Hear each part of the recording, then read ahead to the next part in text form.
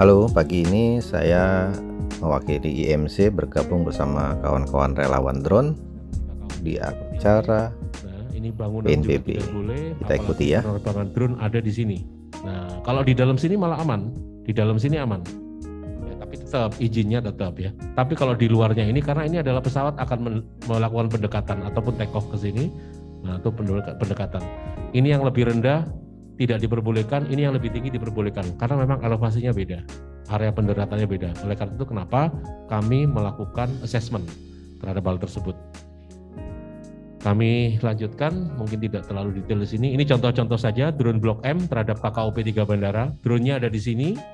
Ini Halim, ini Pondok Cabe, ini Suta. Nah, drone-nya di sini, Pak. Ketinggiannya 350 meter, 1000 feet. Otomatis ini akan mengganggu penerbangan. Namun harus dilaksanakan karena ada kegiatan terkait dengan program strategis nasional. Pada waktu itu ada menara yang tinggi di sini ya. Nah itu, ini KKOP-nya, ini area-area pendaratan pesawatnya, ini manuvernya kami tunjukkan. Nah ini manuver-manuver pesawat itu di sini, ini drone-nya di sini. Nah ini nanti hasil dari assessment tersebut. Kami lanjutkan lagi. Sama, termasuk juga ada jalur visual, karena tadi ada yang terbang instrumen, ada yang terbang visual. Nah ini jalur-jalur visual. Jadi memang pesawat terbang saat ini itu mengikuti jalur-jalur yang sudah kami desain sedemikian rupa. Tidak dia asal terbang saja. Seperti drone, dia tinggal diproses, diprogram, terbangnya mau siksak seperti ini untuk pemetaan, atau dibuat seperti ini, nah itu sudah diproses semuanya, sama, computerized. Ini jalur-jalur di Soekarno-Hatta, Jawa untuk VFR yang diterbangi helikopter maupun pesawat-pesawat ringan ya.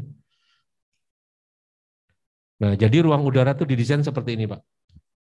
Yang terbawah KKOP tadi, area bandaranya KKOP, ini tidak boleh diganggu gugat. Nah, kemarin yang Pak Liu, yang banjir itu ada di sini, Pak, terbangnya, Pak.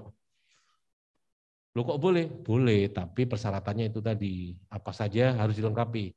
Termasuk harus kami alihkan pendaratan dari sini ya karena memang secara keselamatan dan keamanan bisa dilakukan sehingga ini beroperasi juga gitu, tidak membahayakan keselamatan penerbangan. Jadi ruang udara pertama paling bawah adalah ini sebuah bandara. Yang kedua akses, kalau kita jalan tol ada exit dan entry ya menuju jalan tol ke arteri ataupun ke rumah kita ya ini ada namanya SID dan STAR. Jadi ketika saya akan menuju ke Bandara Soekarno-Hatta, exit-nya di mana dari rute tersebut, nah itu masuk. Dia terbang dari Soekarno-Hatta, mau ini Bali ya tapi ya, Bali mau ke arah rute-rute ini ya dia sudah ditujukan semua. Dan ini sudah computerized. Pilot pun sudah memprogram di FMC dia, kalau di rekan-rekan drone juga di GPS dia, di program, dia terbang mengikuti itu. Nah itu sudah didesain ini. Ini exit entry lalu dia menuju mau ke rute domestik, mau ke rute internasional. Nah, di antara ini untuk yang instrumen semua, penerbangan menggunakan instrumen semuanya. Tapi yang penerbangan menggunakan visual, melihat ground reference atau objek-objek di darat, itu adalah menggunakan ini rutenya. Nah, jadi kalau digabungkan jadi satu, ruwet Pak, di atas itu sebenarnya ada seperti jaring laba-laba yang laba-labanya mungkin ada ribuan, karena dia punya rumah sini, rumah situ, seperti ini. Ruwet. Nanti Bapak Ibu bisa melihat di ada nanti saya kasih linknya untuk aplikasi melihat rute tersebut, tidak perlu akses. Ya, jadi seperti ini foto dari top view-nya. Kalau ruang udara tuh di kotak-kotak kelas tadi, kelas-kelasnya ada, ruang udaranya seperti apa, aturannya seperti ini. Ini Solo sudah punya aturan sendiri, di sini ini Surabaya. Nah ini ATS unit atau rekan-rekan airnav ada di setiap lingkaran, tiap kotak ungu ada di sini semua untuk mengendalikan seluruh pergerakan penerbangan baik berawak maupun tidak berawak. Seperti itu. Kami lanjutkan. Intinya adalah konsepnya seperti ini. Ada nggak kelihatan satu nih. Intinya ketika Bapak Ibu beroperasi di dekat bandar udara, maka kami akan sediakan dome atau ruang udara reservasi di sini yang sudah melalui perizinan tadi, sehingga antara drone dengan pesawat berawak terpisah. Kalaupun dia dijadikan satu di sini, kalau dia tidak berizin, maka dia intruder. Ini yang menjadi laporan-laporan, yang menjadi investigasi, laporannya sampai ke dunia internasional, Pak. Ini. Kalau misalkan dia nanti operasinya tidak segregated, maksudnya digabungkan, maka dia sudah terkontrol. Dia sudah punya requirement untuk terbang bersama ini. Sudah punya kemampuan untuk itu. Salah satunya mungkin dilengkapi dengan surveillance. Nah ini ya. Ini untuk di bandar udara, ini untuk di control airspace, di perkotaan ataupun di dekat-dekat wilayah-wilayah yang memang sudah terdeteksi, yang kita berikan pelayanan, sama. Semuanya diberikan dome reservasi ruang udara. Intinya dipisahkan. Ya, belum bisa terbang bareng. Terbang bareng kalau memang nanti dia sudah memenuhi persyaratan. Pun yang nanti terbang tinggi, termasuk elang hitam nanti itu, pasti dia akan kalau dia memenuhi persyaratan, ya dia akan menjadi non-segregated, ya, atau integration dengan pesawat berawak. Kalau dia belum memenuhi persyaratan, pasti jadi intruder, ya, gagal nanti dia ini. Oke, kami lanjutkan lagi. Nah ini, nanti Bapak Ibu relawan dari BNPB silahkan download ini atau bisa akses ini. Itu adalah yang tadi saya bilang ada banyak rute-rute penerbangan, ada juga airspace-nya itu ada restricted atau terbatas areanya, ada prohibited, terlarang, ada juga danger area, yaitu tempat ada penembakan misil, itu ada di sini semua. Tinggal klik, nanti ambil map, bisa di zoom in sampai sekian ribu, jadi sehingga nanti bisa memberikan pengetahuan yang lebih. Tahu di mana kontrol airspace, rute-rute di sini semua, Pak. Termasuk ada drone sedang ada di mana, di situ ada, Bapak tinggal klik. Nanti akan kalau ada waktu kami demokan ya. Kesimpulan adalah bagaimana nanti rekan-rekan relawan dari BNPB maupun rekan-rekan BNPB terbang aman sesuai regulasi pada kondisi normal, dalam artian bukan pada saat tanggap darurat. Maka ikutilah tadi meregistrasi dan sertifikasi wahana dan awaknya, yaitu sebelum registrasi pasti training dulu supaya dapat sertifikat untuk pilotnya, ya, supaya tahu nanti bagaimana dunia penerbangan. Nah itu ikut di situ.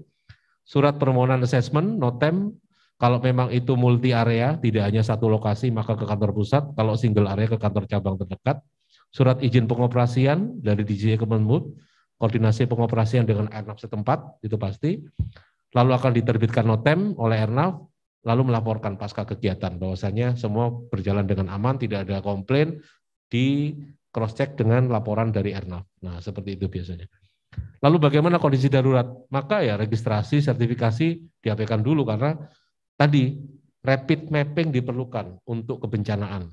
Nah, itu intinya di PM37 sudah diatur bahwasanya tidak diperlukan surat persetujuan dari, maka yang terkait registrasi, ya syukur-syukur BNPB semua armadanya seperti punya kehutanan yang 700 drone itu sudah terregistrasi dan pilot-pilotnya sudah tersertifikasi, dan saya kira para relawan juga sudah banyak yang mengikuti training-training untuk sertifikasi dan sudah melaporkan ke DKPPU, sehingga gunakanlah yang memang sudah syukur-syukur sudah terregistrasi dan tersertifikasi pilot maupun wahananya. Kalau tidak, itu nanti paralel belakangan. Yang penting data-data atau mapping terkait dengan kebencanaan itu dilakukan dengan koordinasi.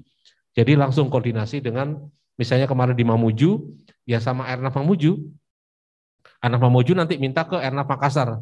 Bagaimana dikeluarkan. Yang penting terbang dulu, ada koordinatornya dari BNPB. Jadi siapapun yang terbang dari relawan, dari komunitas apapun itu, koordinatornya satu, BNPB, yang melakukan koordinasi dengan kami Airnav. Sehingga nanti tidak ada drone yang maklum karena ada bencana, tidak hanya orang melakukan evakuasi, tapi melakukan selfie, melakukan dia mau streaming di media sosial. Nah, sehingga dia mau terbangin itu juga, itu bahaya. Maka tetap koordinatornya adalah BNPB atau SAR setempat yang mengepalai terkait kebencanaan tersebut. Nah, lalu kami akan setelah koordinasi tersebut menerbitkan notem untuk itu tadi informasi bahwasanya ada kegiatan drone seperti di Mamuju ataupun kemarin siklon di Seroja itu, lalu melakukan pelaporan pasca kegiatan. Nah, saya kira itu yang bisa kami sampaikan. Lebih kurangnya mungkin nanti ada banyak pertanyaan seperti ini. Apakah setiap penerbangan drone harus izin? Harus, memang. Setidaknya dia memberitahukan. Karena memang yang menggunakan ruang udara tidak hanya drone, tidak hanya rekan-rekan yang komersil, terbang komersil atau rekan TNI, tapi di situ ada apa? 7 malam itu sampai pagi itu. Tidak ada berhentinya, tidak ada jedanya lah. ada masyarakat sekitar Bendung Kambanero ini yang menyaksikan langsung kejadian waktu itu sekitar jam 3 subuh.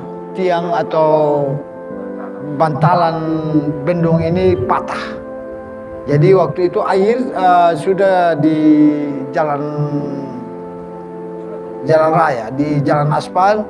Dengan patahnya bantalan ini air drastis turun, artinya berpindah arah, berpindah jalur.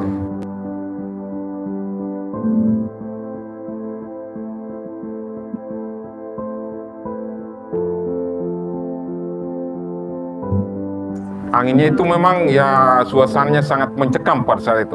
Apalagi tidak ada cahaya, lampu pada mati semua. Jadinya memang sangat mencekam.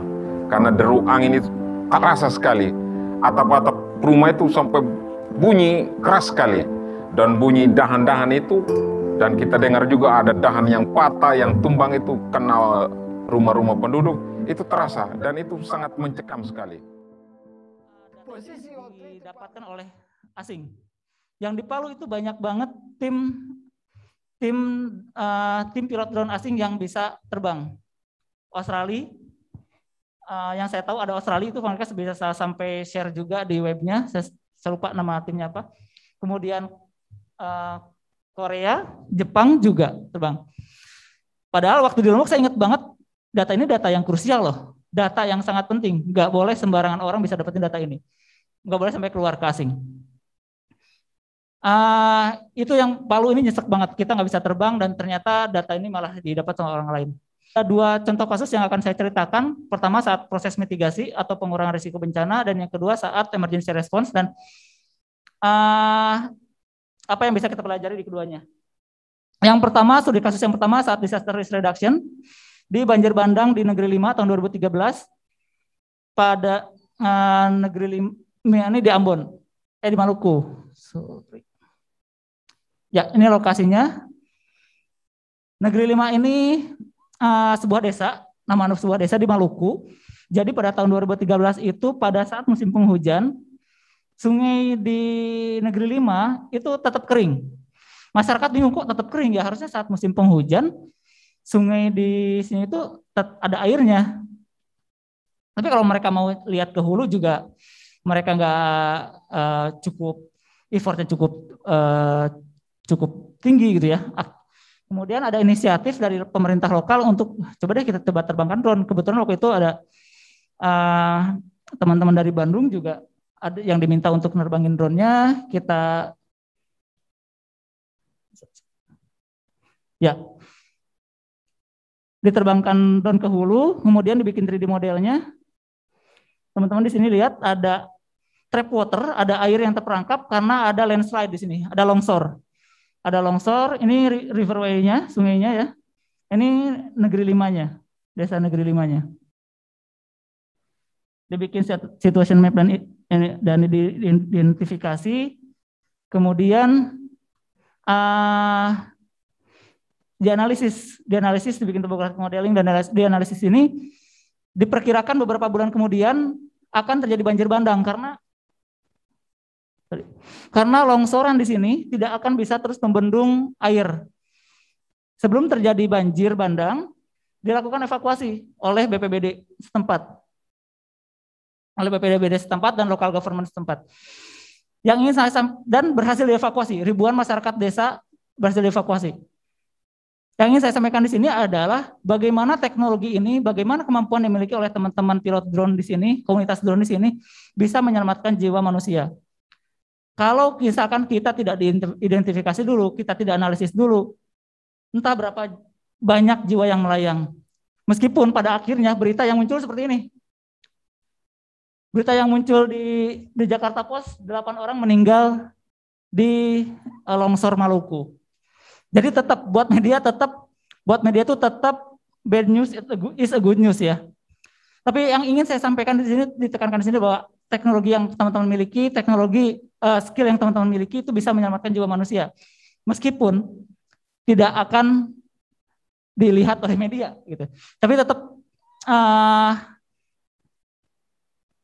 ini dengan teknologi yang kita miliki, kita bisa memahami permasalahan secara terintegrasi dan keseluruhan.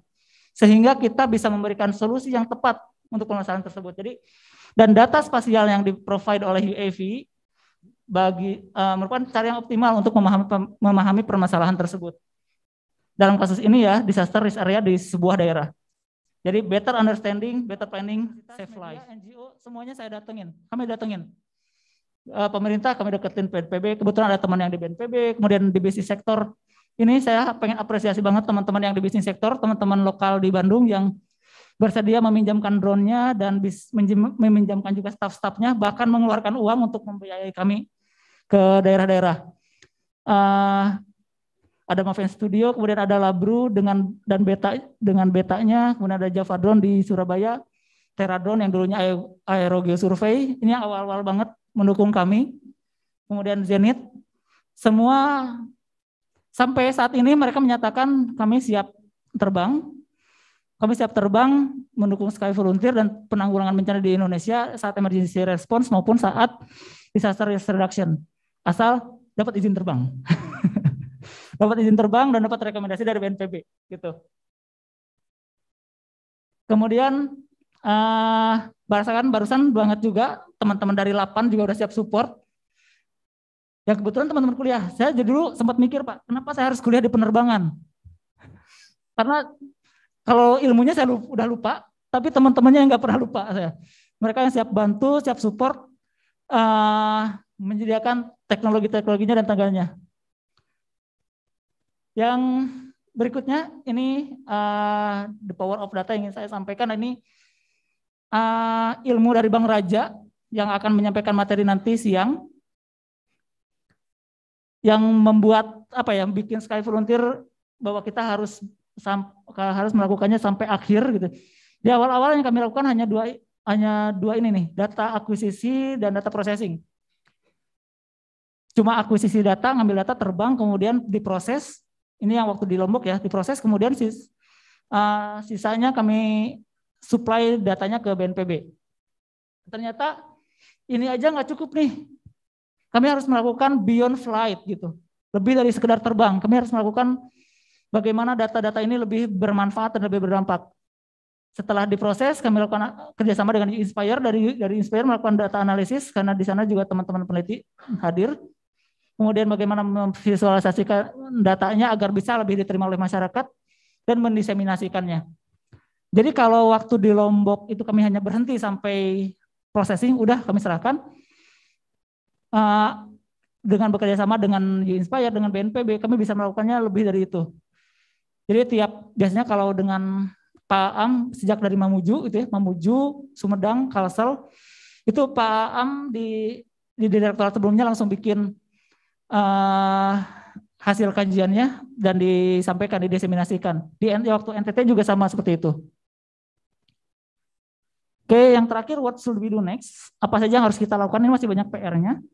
Yang pertama adalah menyusun standar operating procedure atau SOP penggunaan drone dalam penanggulangan bencana, baik dalam kondisi tanggap darurat atau emergency response dan mitigasi bencana atau disaster risk reduction.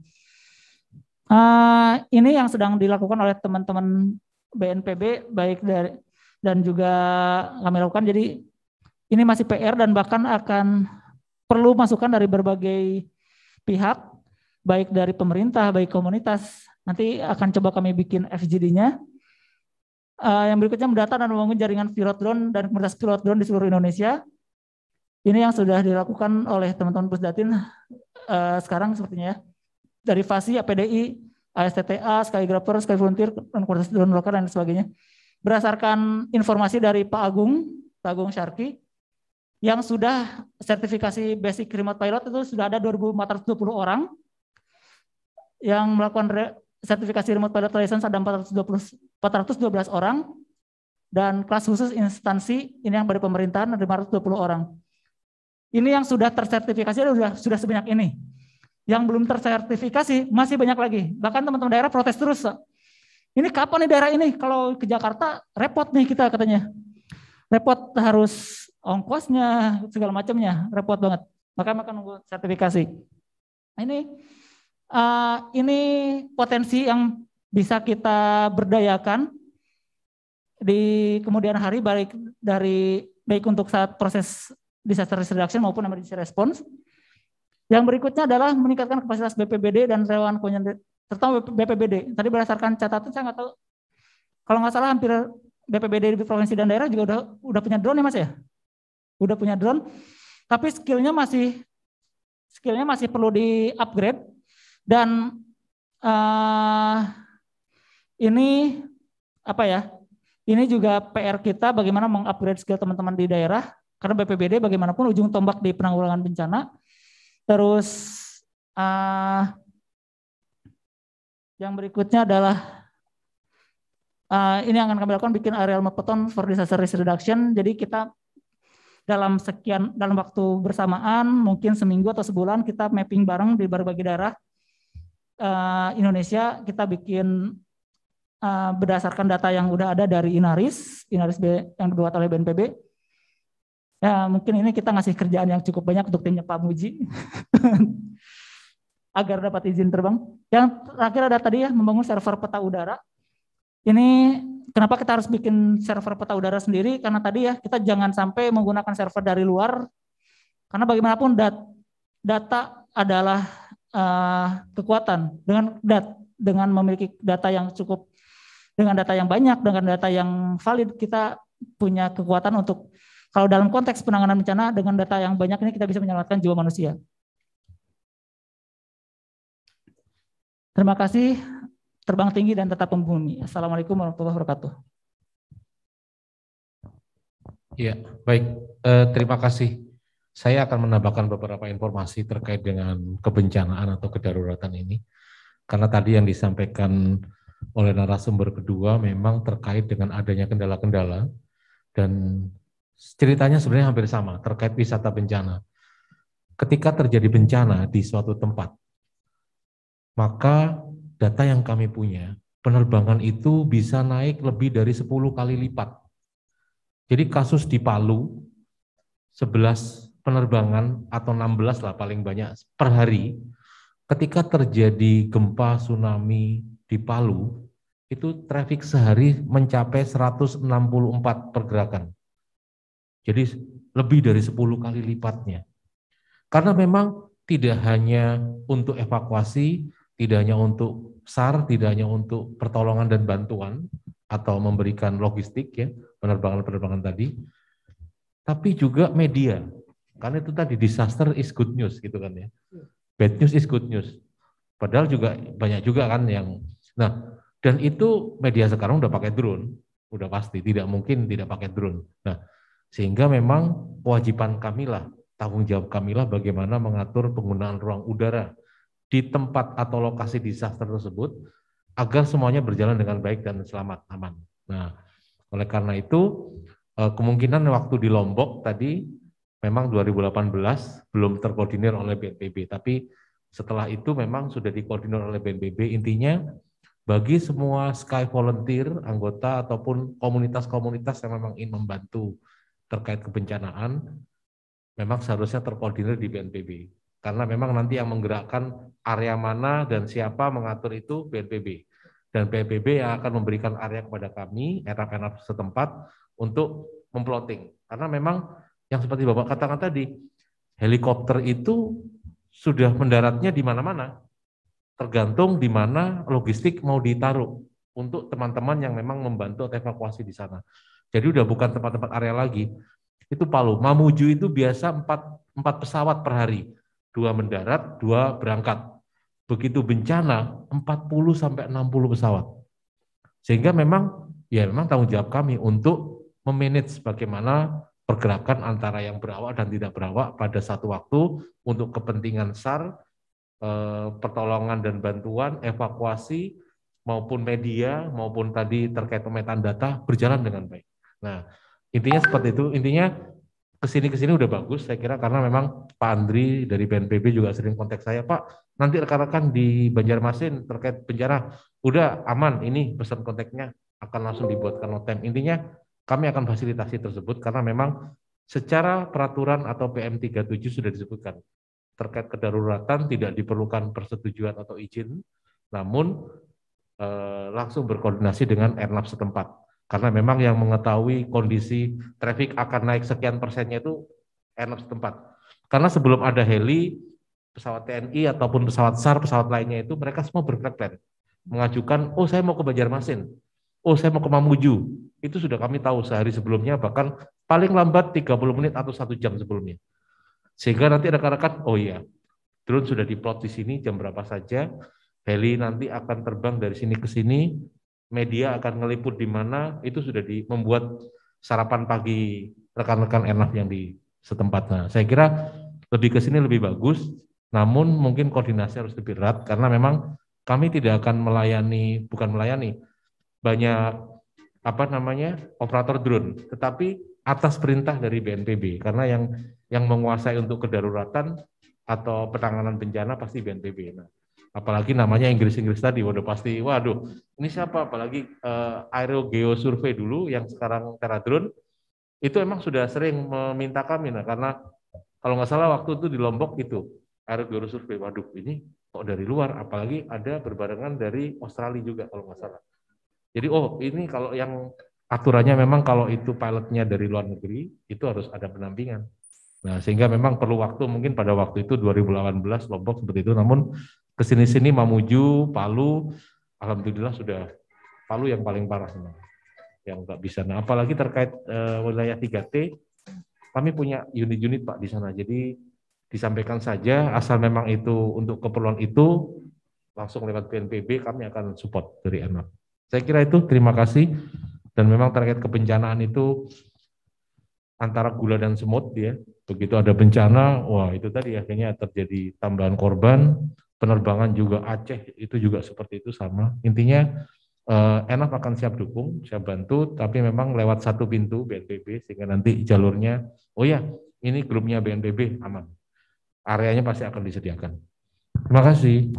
Terima kasih Pak Muji. Jadi kalau misalnya tadi bisa dibilang komunitas ini pasti banyak dan ingin pasti pada terbang juga ingin membantu seperti yang tadi Kang Septian ceritakan. Tapi tetap untuk izin atau apa tetap harus satu pintu atau koordinasinya atau koordinatornya itu BNPB. Jadi mendaftarnya lewat BNPB, nanti BNPB yang mengurus. Kalau misalnya bisa dibilang secara singkat ya ke Airnav, balik lagi ke BNPB, balik lagi ke komunitas, baru bisa melanjutkan aktivitas mereka di lapangan. Berarti kira-kira begitu ya Pak? Sebenarnya tinggal koordinasi saja. Jadi misalkan dari pihak Sky Volunteer sudah menyampaikan atau pihak BNPB meminta untuk Sky Volunteer yang gerak duluan. Pihak BNPB langsung, Pak nanti dari BNPB, nggak usah itu nyebut Sky Volunteer atau dari komunitas mana nggak perlu. Nanti dari BNPB akan ke lokasi seperti Mamuju dan Banjarmasin ya Pak ya, kalau nggak salah ya. Kontak, oh iya Pak, saya langsung kontak Airnav setempat juga kami. Nanti akan ada begini, itu koordinatornya BNPB. Tolong dibantu untuk notem, karena memang secara PM sudah membuat seperti itu. Jadi akan kami lakukan. Nggak perlu lagi nanti Airnav langsung berhubungan dengan pihak Sky Volunteer, karena ditakutkan kalau itu banyak tempat, terus tidak terkoordinir oleh BNPB, maka fokus penanganan juga tidak terarah, tidak kena gitu. Intinya seperti itu. Kami mempercayakan sepenuhnya karena itu untuk kedaruratan pasti kami akan sampai serahkan kepada BNPB. Baik, terima kasih Pak Muji informasinya. Saya kembalikan lagi pada audiens. Jika ada pertanyaan saya persilakan. Tadi juga sudah ada tambahan dari Pak Muji. Silakan satu, kita buka satu lagi. Atau kita satu dulu, silakan. Oh ini sebelahnya boleh, silakan Pak. Assalamualaikum warahmatullahi wabarakatuh. Salam sejahtera untuk kita semua. Yang saya hormati Pak Muji dari Airnav, tadi ada dari BNPB juga, dan Om Septian. Kalau kita biasanya di komunitas manggilnya Om ya. Dan di sini ada beberapa juga teman-teman dari komunitas APDI dan IMC yang saya hormati, dan rekan-rekan Bapak Ibu dari BNPB yang saya hormati semuanya. Perkenalkan dulu, nama saya Liu Purnomo. Saya di sini mewakili Federasi Aerosport Indonesia dari FASI. Ada beberapa hal tadi terkait Pak Muji soal drone sebagai gangguan. Kalau sekarang naik jadi ancaman Pak. Jadi drone itu kalau gangguan hanya mengganggu saja, tapi statusnya menjadi ancaman karena banyak kejadian di luar sana, Armenia dan sebagainya, itu menjadi sebuah alat perang begitu. Nah kemudian juga tadi terkait dengan banyak kepentingan itu, saya pikir terutama terhadap traffic tadi Pak Muji, saya pikir kedaruratan itu satu hal, tetapi persiapan kesananya seharusnya tidak menjadikan alasan kita untuk melompati regulasi, saya pikir. Dalam hal ini misalkan teman-teman yang ingin di BNPB, saya pikir jauh-jauh hari sebelum ada bencana itu sudah bisa mempersiapkan misalnya meregistrasi drone-nya sehingga terregistrasi di Kementerian Perhubungan dan juga mensertifikasi remote pilot. Terutama ini kan kalau bencana tadi seperti yang disampaikan Pak Muji bisa sampai 160 traffic per hari, bayangkan. 160 traffic Pak, bayangkan. Artinya ada 164 aktivitas di atas sana, di mana pada saat kita terbang, kemudian yang terbang itu tidak menguasai aeronautical knowledge yang disyaratkan di Kemenhub, itu kan bisa menjadi bencana baru gitu Pak. Kita ingin menanggulangi bencana, tapi justru menciptakan potensi bencana baru, itu kan sangat berbahaya saya pikir. Nah saya nggak tahu di teman-teman Airnav, saya pikir selama ini cukup lentur dalam hal itu. Saya pikir karena motivasi kita sama untuk memudahkan seperti itu, tapi kemudian jangan kemudian hal ini jadi berlarut gitu. Karena ini ada kesempatan ya mari sebelum bencana teman-teman di BNPB mungkin lebih bisa mempersiapkan remote pilot dan sebagainya untuk segera menghimbau lah kepada anggota BNPB untuk segera mendaftarkan diri di DKPPU. Kan sudah enak sekarang Pak, tinggal kita lengkapi persyaratan, bisa ke Sidopi itu udah bisa langsung terdaftar Pak. Karena Undang-Undang Nomor 1 Tahun 2009 jelas menyebutkan bahwa tanpa registrasi sekian dendanya, sekian tahun penjara, itu jelas sekali ininya Pak, regulasinya. Ancaman pidananya juga jelas. Nah saya pikir itu kemudian saya nggak tahu, mungkin nanti Pak Muji bisa menjelaskan soal bagaimana seharusnya izin itu kalau tadi berbicara soal kedaruratan bencana ya, karena mempersiapkan ini kan di luar darurat nih Pak. Misalnya sekarang kita juga bisa mendaftarkan diri gitu. Urusan nanti darurat bencana kemudian turun orang lain, tapi tetap bisa orang lain bisa terbang, tapi tetap didampingi oleh yang berlisensi gitu Pak. Seperti itu saya pikir. Kemudian terkait tadi Om Septian mungkin bisa bantu untuk memperkuat lagi soal SOP dan sebagainya tadi. Apa sih kira-kira SOP-nya itu secara garis besar saja saya pikir apa yang akan diatur di sana begitu. Karena ini terkait dengan standar-standar tadi, mungkin bisa lebih dipaparkan secara garis besar saja agar kita juga mengerti soal itu. Mungkin itu saja dari saya terlebih dulu. Terima kasih. Assalamualaikum warahmatullahi wabarakatuh. Waalaikumsalam warahmatullahi wabarakatuh. Terima kasih Mas Yuli. Bapak sebelah ini.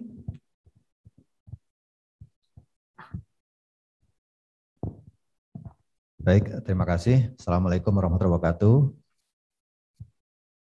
Saya tadi agak sedikit jadi punya nostalgia dengan Pak Muji ini karena tahun lalu hampir setiap bulan kita ketemu Pak ya. Karena kebetulan IMC saya dari Indonesia Mapping Community, nama saya Bahrun. Ada beberapa hal yang menarik disampaikan baik dari BPPD tadi atas pembukaan dan Pak Muji tentunya dan Mas Setia dari Sky Volunteer ya.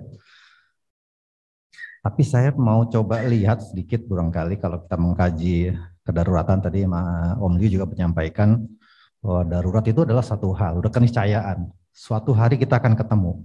Tapi bahwa kita siap tidak untuk itu pilihan. Kalau kita tidak siap, ya mohon maaf ya. Tapi kalau kita siap, insya Allah kita sudah tahu, memahami, kita belajar, dan kita bisa dengan segera menghadapinya.